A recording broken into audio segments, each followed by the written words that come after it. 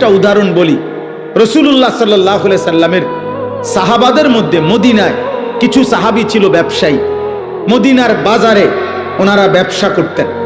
তো নবীজি সাল্লাল্লাহু আলাইহি সাল্লামের জামানায় প্রথম জুমার নামাজের খুতবা, জুমার খুতবা বোঝেন তো না? জুমার খুতবা এখন আপনারা যে শুনেন, কখন খুতবা দেয়? জুমার ফরজ নামাজের আগে না পরে? আর ঈদের নামাজের খুতবা দেয় কখন?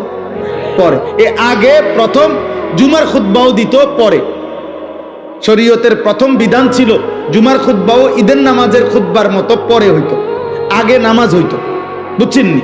তো একদিন রাসূলুল্লাহ সাল্লাল্লাহু আলাইহি সাল্লাম এরকম জুমার নামাজ পড়াইছেন, এখন শুধু খুতবা দিতে দাঁড়াইছে, নামাজ শেষ, সাহাবায়ে কেরাম সামনে বসা।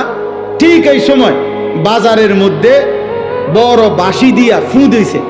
তখনকার সময় নিয়ম ছিল পাইকারি মাল যে দিত, ওই পাইকার ওই যেদিন আসতো মাল নিয়া, যে টাইমে ও একটা ফু দিত, বাঁশি ফু।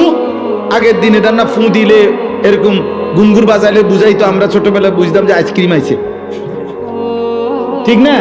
কত ওষুধের আরে বোতল, সিরাপ, আগে তো সিরাপ বেশি আছিল, আনাম আব্বা আনছে মাত্র, খাইতো ওষুধ, এইটি ফালাই দিয়া এগুলা দিয়ে আইসক্রিম খাই লাইছি কত আপনার। তাইলে এরকম বুঝতো সবাই, বাচ্চা বুঝতো যে আইসক্রিম ওলা আইছে। তো সাহাবারা বুঝতেন যে ওই সিংহা আরে ফু দিলে যে পাইকার আসছে। তো এইখানে যে কয়জন ব্যবসায়ী ছিল, নবীজির তো মাল নিয়ে যাবে, তাহলে আমরা গিয়া আর পাবো না, আর যখন তখন মাল পাওয়া যায় না, নির্ধারিত সময় আবার 15 দিন 1 মাস পরে মাল আসবে, তাহলে তো ব্যবসা হবে কিভাবে? এই জন্য এই কথা ভেবে যে নামাজ তো শেষ, এখন শুধু খুতবাটা, এই কথা ভেবে কসম খোদার কোরআন শরীফের তাফসীরে আছে, ওনারা মাত্র দৌড়াইয়া ওই পাইকারি মাল নেওয়ার জন্য ছুটে গেছেন। এটা হারাম কাজে যায় নাই, ব্যবসার মাল কিনা এটা হারাম, এটা নাজায়েজ না। এর পরেও ওনারা শুধু গেছে মাল কিনতে, তৎক্ষণাৎ মহান আল্লাহ পাক রব্বুল আলামিন সূরা জুমআ, কোরআনের একটা পূর্ণ সূরা নাজিল করছে, করে আল্লাহর নবীকে বলছে, বন্ধু ওরা করলোটা কি? আপনার এই সাহাবীরা কামটা করলো কি?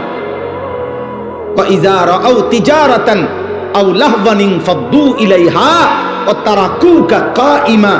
বন্ধু, তাদের এই ব্যবসা, এই শব্দটা আল্লাহ বলছে, তাদের এই ব্যবসা এবং এই তাদের তামসা, এই দুনিয়া নামের এই তামাশা, উপার্জনের এই তামাশা দেখে তারা আপনাকে দাঁড়ানো অবস্থায়, খুতবা অবস্থায় রেখে ওইখানে ছুটে গেল। কামটা করলো কি? আপনি তাদেরকে ডাকেন আর বলেন, কুল মা ইনদাল্লাহ খায়রুম মিনাল লাহবি ওয়া মিনাত তিজারা। তোমাদের এই তামাশা, তোমাদের এই উপার্জনের চাইতে খুতবা শুনলে আল্লাহ যা দিত তা কোটি কোটি গুণে বেশি উত্তম ছিল। কোটি কোটি গুণে বেশি। আল্লাহ বলছে, ভুল করছো তোমরা। আমার বন্ধু খুতবা দিতে দাঁড়াইছে, কোন সাহসে দুনিয়া উপার্জনের জন্য খুতবা ছেড়ে দিলা?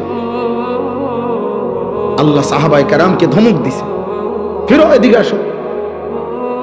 নবী সাল্লাল্লাহু আলাইহি সাল্লাম ডাক দিয়েছে,